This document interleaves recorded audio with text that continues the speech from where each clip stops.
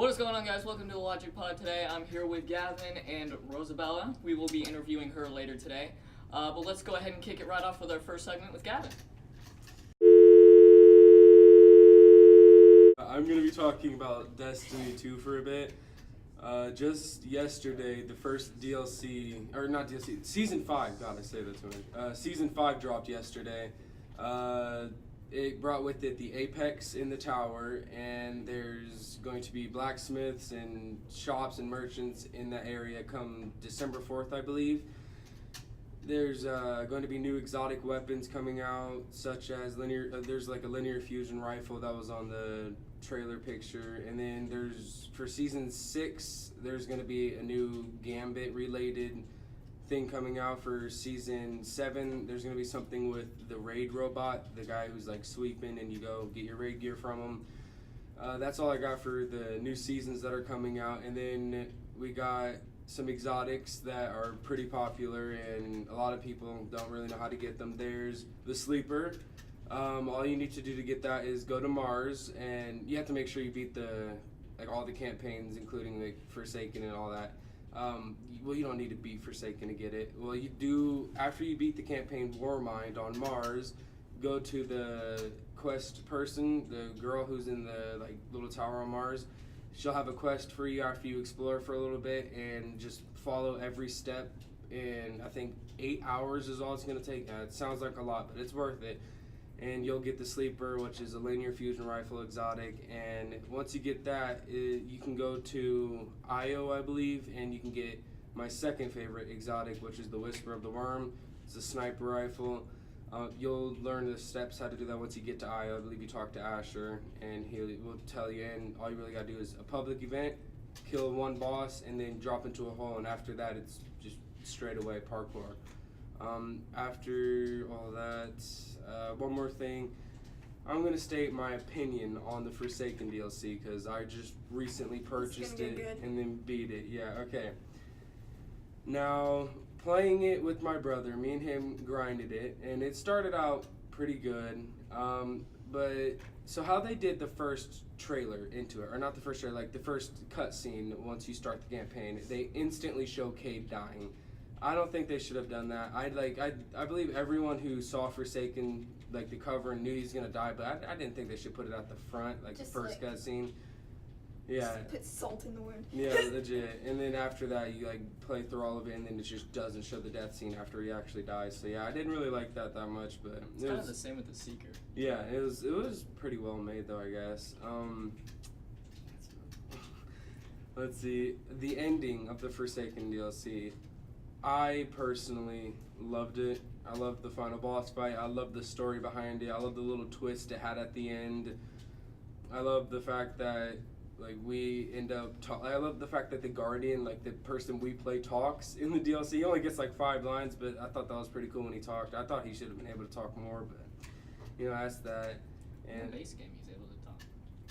Well, yeah, but it's not often. Yeah.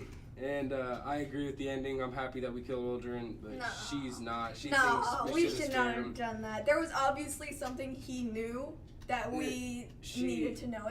I guarantee it's gonna come out in the next one, and you're gonna be regretting killing him. She doesn't know much of the lore on Destiny. Excuse me? You don't know much of the Destiny lore. Hostility. Yeah, she doesn't really get it. I'm sorry. Aldrin was in prison. This is already, false content. This is fake news right here. The only information he had was about his sister.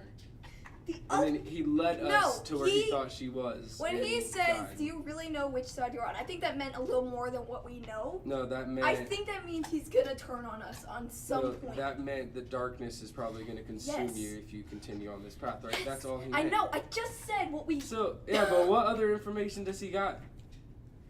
I'm sure he had a whole crap ton. We could have tortured that mother frigger. You don't think the queen and her army did that? No? They just sucked at it. No, I'm sure our character could have done something more. Okay, moving on. I agree with the decision to kill him. She doesn't. It was a great campaign, and Ace of Spades is a good-ass gun. That's that. Rest in peace, my boy Ace. Rest in peace. He's not dead. Oh, fuck's sake. She doesn't think Cade is dead. dead. He's gonna come back. Cut I this swear. shit No, out. no, Yeah, no. we're gonna cut Games this one. love to do Okay, this. 5, 4, 3, 2, 1. Your segment now. Wait, what? I don't have a segment. She doesn't have a segment. It's my segment, you dumb fuck. Cut Okay. this out. Okay, 3, 2, 1, go. Alright guys, I'm going to be talking to you guys about the new Rainbow Six Season win Basin. I really give props to the Rainbow Six community, especially when they come up with these new operation names. They're really unique for each season. Anyway, I'm off topic. So we have a new attacker and a new defender, which I will get into in a second, plus a new map that is based in South Africa. So far, there have been a couple new game fixes, been a couple AR fixes, which is definitely something that the community needed. Now I'm going to get into talking about the operators. Our attacker's name is Nomad. He has a portable, kind of like a grenade launcher, but it's not. Basically, if a defender walks up to it and they get close enough, he can remotely detonate it to send them back flying the direction that they came at the thing, which is interesting. And they'll go to space. Flying operators, that's what we wanted to see. We always wanted one with wings, and now we got it. That's about pretty much all we have for the attackers. Now the defender, I'm pretty sure her name is Kaid. I could be completely wrong, but her ability is pretty interesting. She has mobile bandit traps that can be shot underneath a specific reinforced or barbed wire that will still electrify it if it's still in the radius, which I think will generally come in handy when playing esports because they're smarter than we are. And Excuse me? I'm not going to go there. But not to mention, the defender also has a new ACOG shotgun, which I know will be abused and pretty broken. I mean, that's how everything that's new comes out. It's new, broken, and everyone plays it. It's very true. But I'm very excited to see what esports comes up with. I know the games are going to be really good. Props to anyone going out there to go see the new games. That's about all I got from here. And I will be interviewing this one sitting over there. This one, excuse me? You made me sound Cut like I'm a again. toddler. Excuse me, that makes me sound like again. I'm a toddler. We're gonna cut this part out and then just Cut again. go back to this. Okay, you ready? 5, Ready, all over 4, me. 3, 2, 1. Alright, now let's get into the interview with Miss Rosabella. Alright, first question is going to come from me. I just wanted to know how you got into the gaming community. It was not. I'm sorry. I won't do this to you guys. We have an counter over here. You guys can't see it, but it's right here. I had the least. She's at 4 right now. Scratch that 5. And Nick has 25, 23. Cut. I have 12. Alright, so I got into gaming when I was really young because my dad, he like really loves video games. And I'd watch him play, I'd sit in his lap while he's playing. I was like 3 or 4. And then he got this arcade that has like, it was like one of those old arcades, and he put it in his room and it had like a whole bunch of the original games. And I loved Mortal Kombat and Donkey Kong. Like, I beat Donkey Kong first try, and I think I really loved video games where you could kill people when I first ripped out someone's spine in Mortal Kombat. I mean, Mortal Kombat's been a pretty good game ever since it came out. Oh, yeah. It's one of the most well-known titles. Its franchise is ridiculous, and it's incredibly popular. It's beautiful. Still. I mean, even still, Mortal Yeah. Kombat 10, it's ridiculous how popular it still is. Oh, it's my turn, isn't it? Are you high? No. Okay, no. Cut. No, we're not gonna cut that part. Okay, listen. My question for you is, what kind of content do you intend on making, or how do you intend to get your voice heard? I intend on making content that really just shows that not all girls have to be bitchy and showing their feminicity to get viewers. Cut that, please. Nah, we good. You lost my train of thought. Thank you. I didn't know I was the conductor of your train of well, thought. you both kind of. Justice!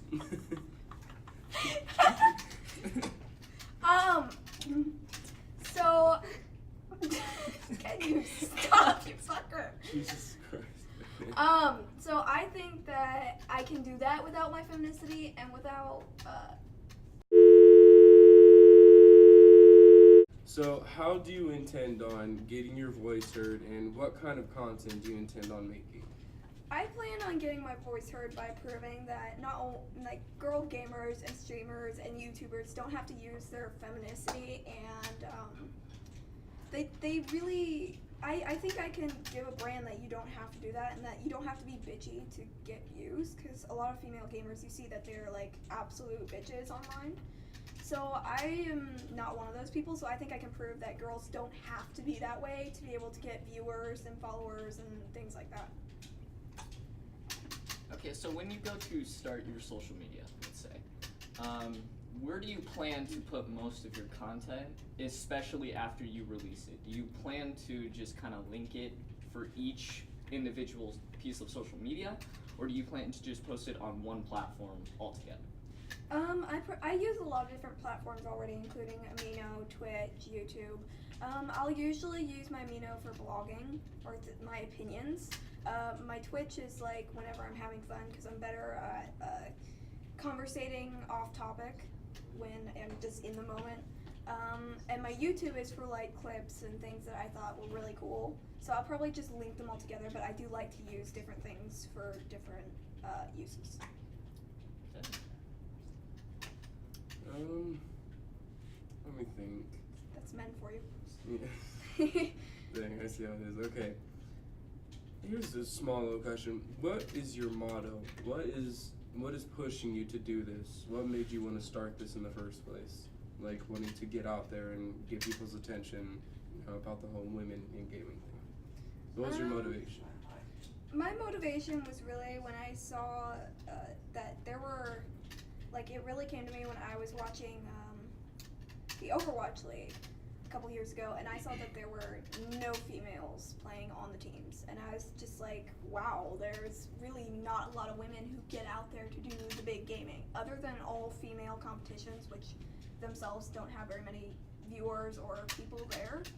I just really was shocked at how much girls were so afraid to get out there, and even when they were acting like absolute fools doing so. So that's really my motivation, just trying to prove that you don't have to be that way, and you don't have to be afraid to get out there in a man's world. I'm gonna wrap it up with the last question. No, I'm getting the last question. I got one more, so you go. I guess he's got one more then, so 2 more questions. Just for like a starter, how do you plan to, or do you plan to kind of stream with other people, get like a small group together and kind of just go like that? Or do you plan to continue just going solo, doing it on your own, or are you gonna get this huge group like we have in order to really get some extra help on content? Excuse me. Like streaming wise, I mostly do it solo because I don't know that many people, because I don't actually go to school. I'm homeschooled, so I don't know that many people who know how to do this kind of content, so I mostly set it up myself. Gaming wise, I have a large group of friends who are mostly male, but they do support me in everything, and they're good friends of mine. And I go solo whenever I want to meet new people, and you'll find that you meet a lot of great people, and a few girls, actually. I've met a few girls on stream that are also really great people, and I'll always try to friend them and say, hey, if you want to stream with me sometime, I'd love to have you. And that's usually how I put out there that there are girls out there who can game really well and are absolute bitches online. All right, we're gonna wrap it up with the last question with Gavin. Okay, well, it's kind of like 2. Okay, do you see yourself sticking with us, with what we have now, or do you see yourself branching off into your own thing, maybe making a whole new team of your own, and maybe being the boss of that? I plan on probably sticking with you two and branching off just a little bit, because when I find friends that I can actually work well with and I'm compatible with, especially because this is very hard for me to say, but because a lot of women are real bitchy online, I can't be compatible with them a lot because I have a lot of different opinions, and I don't like how they act like fools, and I don't act like a fool, so I can make jokes and they get really offended by that. Right. So I prefer having an entire group of men, but I will always strive to find an entire group of women that I'd like to. And if I ever find that, then I will branch off into one, but I will always probably stick with you people. Okay, and then my last question. For the actual videos, do you intend on doing something like maybe taking segments of your streams, putting them over the video and just commentating over it, or actually gaming and commentating at the same time, just talking about your opinions and this, that, your content? I think I do gaming, the gaming one where I commentate over gaming, because I'm better in the heat of the moment. Like, I'll have a funny idea or a joke about it, and I'm better at putting it out there than just forgetting later. The other day, when my dad was playing the end of Forsaken, actually, we were commentating on how much the last boss kind of looked like a butthole. And we were talking about that. We were like, we should totally make a YouTube channel where we just commentate on video games because we're so entertaining while we're doing that. Like, my mom actually, because it was really late at night, I should not have been up. My mom actually came in the room and she said, okay, all I can hear is you laughing your butt off and then her laughing her butt off. You guys need to be quiet and you need to go to bed. And I was like, yeah, this would be very entertaining, especially if she came in the room. Alright, well that's going to wrap it up for the Logic Pod today. Hope you guys enjoyed it. We're going to kick it off with our next segment coming up. Make sure to stay tuned for that. Our Twitter is located right up there. You can follow us at the Logic Pod. And if you guys have any other recommendations that you want us to do, please comment down below. Also, please message us on Twitter if you want a certain segment noticed. Yeah, they can't read y'all's minds over the internet. Alright, that's going to wrap it up for us. Have a great day.